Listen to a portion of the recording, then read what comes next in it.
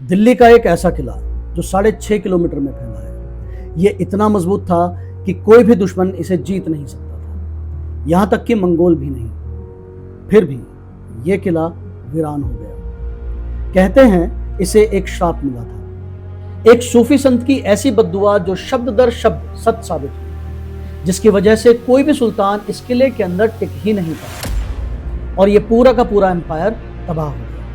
और इससे भी बड़ी और डरावनी बात यह है कि आज 700 साल बाद भी लगता है कि जैसे उस बुजुर्ग संत की बद्दुआ इस किले पर हावी है।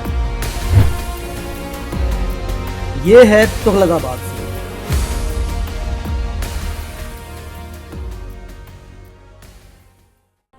तुगलकाबाद की कहानी शुरू होती है 14वीं सदी से। ये वो दौर था जब दिल्ली की राजनीति अनस्टेबिलिटी और हिंसक पड़ावों से गुजर रही थी। साल 1320 में अलाउद्दीन खिलजी की मृत्यु हुई।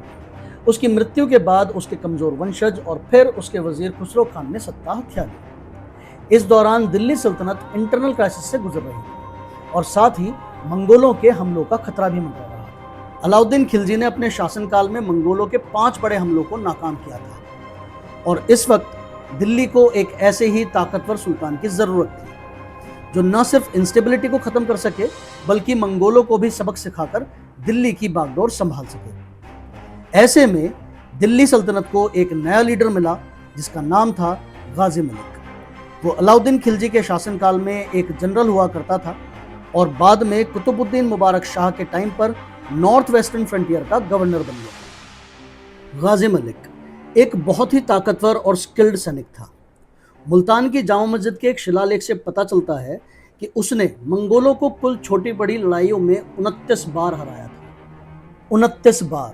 जरा सोचिए, एक इंसान जो मंगोलों के रूप में खड़ी अपनी मौत को 29 बार हरा चुका था, वो कितना ताकतवर रहा होगा। फिर बाद में उसने खुसरो खान को भी रास्ते से हटा दिया और दिल्ली पर कब्जा कर लिया। 8 सितंबर 1320 को वो दिल्ली के सिंहासन पर बैठा और उसने अपना नाम रखा गियासुद्दीन तुगलक।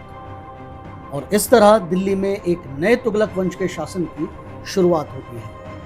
वो दिल्ली का पहला सुल्तान था जिसने अपने नाम के साथ गाजी शब्द जोड़ा था, जिसका मतलब होता है काफिरों का वध करने वाला। एक मशहूर लोक कथा के अनुसार कुतुबुद्दीन मुबारक शाह खिलजी के शासनकाल में जब गियासुद्दीन उसका एक वफादार गवर्नर हुआ करता था, तब उसने एक बार मुबारक शाह खिलजी को दिल्ली सल्तनत को मंगोलों के हमलों से बचाने के लिए कुतुब मीनार के नजदीक एक ऊंची पहाड़ी पर किला बनाने की सलाह दी थी। तब मुबारक शाह खिलजी ने गियासुद्दीन, जो उस समय गाजी मलिक हुआ करता था, उसका मजाक उड़ाते हुए कहा कि जब तुम सुल्तान बनोगे तब वहां किला बनवा लेना। फिर समय का पहिया ऐसा घूमा कि कुछ सालों में ही खिलजी वंश का पतन हो गया और गाजी मलिक बन गया गियासुद्दीन तुगलक, दिल्ली का नया सुल्तान।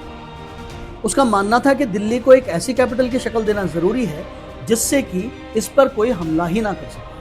उसकी सोच ये थी कि अगर मंगोल हमला करें तो दिल्ली सेफ रहे और मंगोलों के हमले का सामना कर सके। साल 1321 में गियासुद्दीन ने अपने उस सपनों के किले की नींव उसी ऊंची पहाड़ी पर रखी जहां कभी उसका मजाक उड़ाया गया। ये था दिल्ली का तीसरा शहर, जिसका नाम था तुगलकाबाद। गियासुद्दीन का सपना था कि यह किला सिर्फ एक डिफेंस के लिए बनाया गया ढांचा ना रहे, बल्कि एक पूरा शहर हो जिसे घेराबंदी के समय भी चलाया जा सके। लेकिन इसे बनाने में उसने एक गलती कर दी जिसकी कीमत उसे अपनी जान देकर चुकानी पड़ी।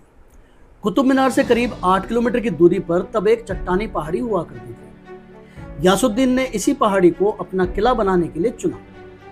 मंगोलों के हमले से बचने के लिए वो इस पहाड़ी को एक मजबूत जगह मानता था। इसीलिए सुल्तान बनते ही उसने 1321 में इस किले को बनवाने का काम शुरू कर दिया। गियासुद्दीन के कहने पर इस किले की कंस्ट्रक्शन का काम इतनी तेजी से चला कि पूरा किला सिर्फ 4 सालों में यानी 1325 में बनकर तैयार हो गया। गियासुद्दीन ने जो किला बनवाया उस दौर के सबसे मजबूत किलों में से एक था। हिस्टोरियन वाई.डी. शर्मा अपनी किताब दिल्ली एंड इट्स नेबरहुड में बताते हैं कि यह किला ऑक्टागोनल शेप में बनाया गया। इसका सर्कमफ्रेंस 6.5 किलोमीटर था।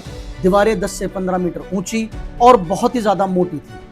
इन मोटी मोटी दीवारों के बीच बीच में बुर्ज बने हुए थे ताकि दुश्मन पर नजर रखी जा सके और उन पर हमला किया जा सके। किले में कुल 52 एंट्री गेट थे, जिनमें से आज भी बचे कुचे 13 हमें देखने को मिलते हैं। इस किले को 2 मंजिला बनवाया गया। इसे बनवाने के लिए ग्रेनाइट पत्थरों का इस्तेमाल किया गया और दीवारों को ढलानदार बनाया गया, जिसकी वजह से इस पर अटैक करके इसे जीतना बेहद मुश्किल काम है।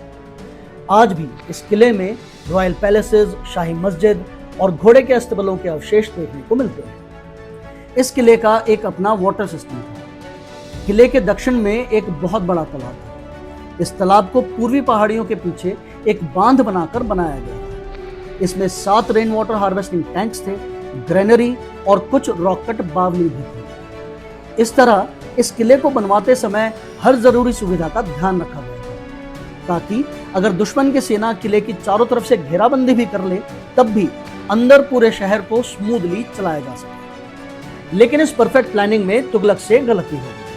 गलती ये कि वो अपनी एरोगेंस में एक बात को पूरी तरह से नजरअंदाज कर दिया, और वो थी लोगों की भावना। अपने इस प्रोजेक्ट को जल्दी से जल्दी पूरा करने के लिए गयासुद्दीन ने एक फरमान जारी किया। फरमान ये था कि शहर के जितने भी कारीगर और जितने भी मजदूर हैं, वो सिर्फ और सिर्फ किले का ही काम करेंगे और किले के अलावा और कहीं काम नहीं करेंगे। लेकिन तुगलकाबाद के पत्थरों की ये विशाल दीवारें एक ऐसे टकराव की नींव रख रही थी जो इस एम्पायर के अंत का कारण बनने वाली थी। जिस वक्त तुगलकाबाद में किला बनाया जा रहा था, ठीक उसी वक्त दिल्ली में एक और कंस्ट्रक्शन का काम चल रहा था। लेकिन यह गयासुद्दीन तुगलक का नहीं था, बल्कि एक सूफी संत का सपना था। इस कंस्ट्रक्शन को करा रहे थे प्रसिद्ध सूफी संत हजरत निजामुद्दीन औलिया। वो एक बावली बनवाना चाहते थे ताकि वहां आने जाने वाले राहगीरों को पानी की समस्या का सामना ना करना पड़े। हजरत निजामुद्दीन औलिया एक बहुत ही मशहूर संत थे और दिल्ली की जनता भी उनको बहुत पसंद करती थी। और जिस इलाके में वो उस समय रहते थे उसका नाम था ग्यासपुरा। ग्यासपुरा ये गयासुद्दीन तुगलक के नाम पे नहीं, बल्कि गयासुद्दीन बलबन के नाम पे रखा गया था, जो स्लेव डायनेस्टी का सेकंड लास्ट किंग था। एक तरफ एक महत्वाकांक्षी सुल्तान था जो किसी भी हालत में जल्द से जल्द अपने किले की कंस्ट्रक्शन को पूरा कराना चाहता था, ताकि उसकी सल्तनत मंगोलों के हमलों से सुरक्षित रहे।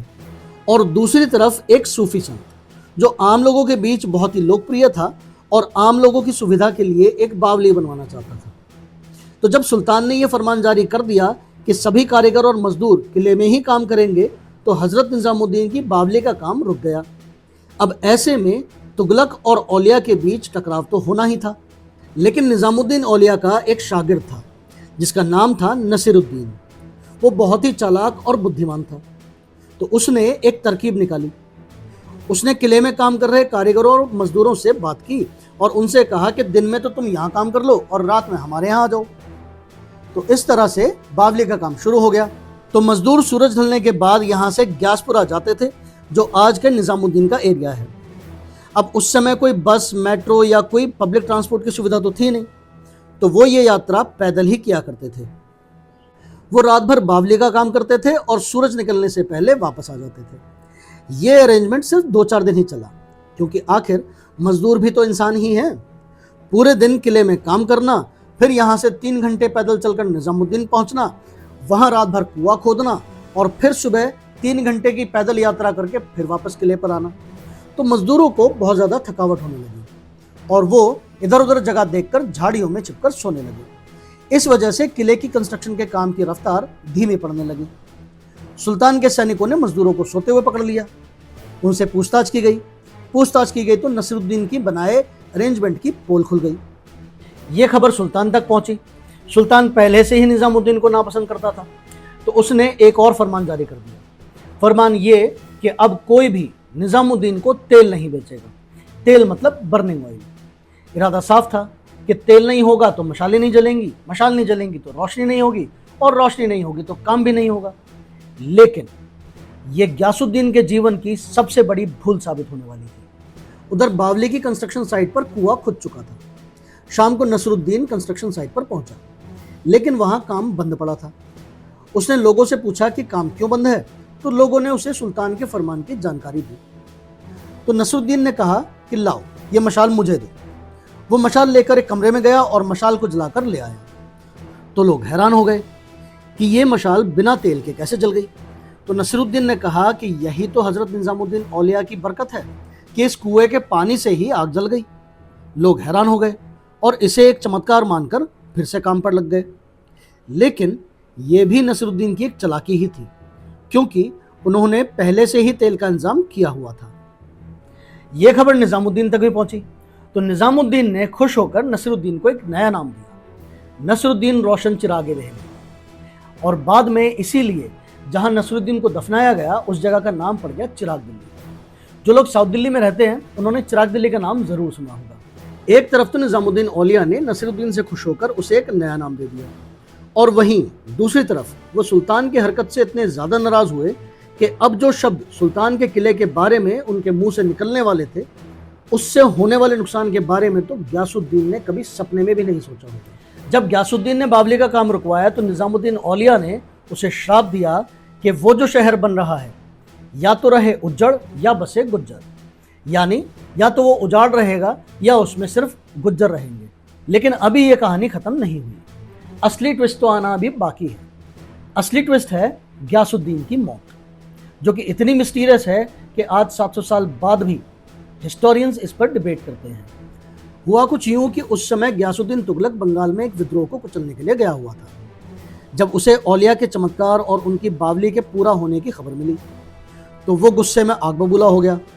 उसने अपने दरबारी कवि और औलिया के शिष्य अमीर खुसरो के थ्रू हजरत निजामुद्दीन औलिया को एक मैसेज भिजवाया। मैसेज ये था कि उसके दिल्ली पहुंचने से पहले वो दिल्ली छोड़ दें, वरना उनका सर कलम कर दिया जाएगा। इस पर औलिया ने एक एपिक रिप्लाई दिया जो आज भी कहावत के रूप में जिंदा है, हुनूज दिल्ली दूरस्त, यानी दिल्ली अभी दूर है। निजामुद्दीन औलिया के मुंह से निकला यह वाक्य सुल्तान की ताकत के खिलाफ एक मॉरल और आध्यात्मिक जीत का प्रतीक बन गया। बंगाल में विद्रोह शांत हुआ और उसके बाद गयासुद्दीन तुगलक जंग जीतकर दिल्ली की तरफ लौट रहा था। दिल्ली से कुछ ही दूर मीर अफगानपुर में उसके बेटे जौना खान ने, जो बाद में मोहम्मद बिन तुगलक के नाम से जाना गया, उसने अपने पिता के स्वागत में एक भव्य लकड़ी का महल बनवाया जिसमें गयासुद्दीन की मौत हो जाती है। अब यहाँ दो थ्योरी हैं, पहली बहुत ज्यादा डरावनी है और दूसरी बिल्कुल नेचुरल। तो पहले मैं आपको पहले वाली बताता हूँ। पहली थ्योरी के अनुसार स्वागत महल के निर्माण के दौरान जौना खान यानी कि मोहम्मद बिन तुगलक ने कारीगरों से एक ऐसा ढांचा बनाने के लिए कहा जो हाथियों के गुजरने से ऑटोमेटिकली अपने आप ही ढह जाए, यानी एक प्लानिंग हुई थी, गयासुद्दीन के मर्डर की प्लानिंग। फिर जब गयासुद्दीन तुगलक अपने पूरे दलबल के साथ उस स्वागत महल में प्रवेश कर रहा था तो अचानक से वो महल ढह गया और इस हादसे में गयासुद्दीन की मौत हो गई। ये उसके शासनकाल का सिर्फ 5वां साल था। आज भी हिस्टोरियंस के बीच में ये मौत एक मिस्ट्री बनी हुई है। मोरक्को के प्रसिद्ध यात्री इब्न बतूता और इतिहासकार इसानी के अनुसार यह हादसा गयासुद्दीन के अपने ही बेटे जौना खान द्वारा रची गई एक सोची समझी साजिश थी। वहीं जियाउद्दीन बर्नी और फरिश्ता जैसे इतिहासकारों ने इसे एक नेचुरल कैलामिटी बताया, यानी बिजली गिरने के कारण हुई दुर्घटना। लेकिन आम जनता को इससे कोई लेना देना ही नहीं। उनके लिए तो ये निजामुद्दीन औलिया के द्वारा दिए गए श्राप का ही नतीजा था। उन्होंने कहा था हुनूज दिल्ली दूरस्त, और हुआ भी यही कि इस श्राप के बाद गयासुद्दीन तुगलक अपनी राजधानी दिल्ली में दोबारा कभी कदम ही नहीं रख पाया। अब आज भी ये सवाल तैरता है कि क्या एक सुल्तान अपने ही बेटे की साजिश का शिकार हुआ या फिर ये एक बुजुर्ग संत की बद्दुआ का असर था। तो ये तो हुई औलिया के पहले श्राप की बात। अब सवाल उठता है कि औलिया के दूसरे श्राप का क्या हुआ। जब गयासुद्दीन ने बावली का काम रुकवा दिया था तो निजामुद्दीन औलिया ने उसे श्राप दिया था कि वो जो शहर बन रहा है वो या तो रहे उज्जड़ या बसे गुज्जर। और आगे चलकर हुआ भी ऐसा ही। हजरत औलिया की कही हुई बात शब्द दर शब्द सच साबित हुई। गयासुद्दीन तुगलक की मौत के बाद इस जगह पर पानी की किल्लत होने लगी, सूखा पड़ गया और इस वजह से गयासुद्दीन के बेटे को यह जगह छोड़ दी पड़ी और उसने अपनी दूसरी राजधानी बनाई। फिर धीरे धीरे इस किले की मेंटेनेंस भी बंद हो गई और 4 साल में बना ये किला अपने बनने के 15-16 साल बाद ही खंडहर में बदल गया। और 700 साल बाद भी लगता है कि औलिया के मुंह से निकली वो बद्दुआ आज भी इस किले पर हावी है। आज यहाँ इस पूरे इलाके में इस किले के अवशेष बिखरे पड़े हैं और आसपास के इलाके में गुर्जर कम्युनिटी की एक बहुत बड़ी पॉपुलेशन रहती है। आज आप अगर यहाँ आएंगे तो आपको सिर्फ एक ही स्ट्रक्चर सही सलामत हालत में देखने को मिलेगा। और वो है गयासुद्दीन तुगलक का मकबरा, जो उसने खुद बनवाया था और इस पर उसने दारुल अमन लिखवाया था, यानी शांति का घर। लेकिन सोचने की बात यह है कि जिस सुल्तान के मकबरे को शांति का घर कहा गया, उसकी ही मौत इतनी ज़्यादा रहस्यमयी और दर्दनाक रही। गयासुद्दीन को भले ही तुगलकाबाद के किले और उसके शानदार मकबरे को बनवाने के लिए याद किया जाता है, लेकिन वो असल में उसका बेटा है जो इतिहास के पन्नों में छाया हुआ है, जिसकी कहानी मैं आपको सुनाऊंगा अगली वीडियो में। अगर ये कहानी आपको यहाँ तक पसंद आई हो तो वीडियो को लाइक करना, शेयर करना, कमेंट करना, और अगर आप चैनल पर नए हैं तो चैनल को सब्सक्राइब करना, ताकि मेरी आने वाली सभी वीडियोस के नोटिफिकेशन आपको टाइम पर मिलते रहें। तो मिलते हैं अगले वीडियो में, तब तक के लिए bye bye, take care and stay safe.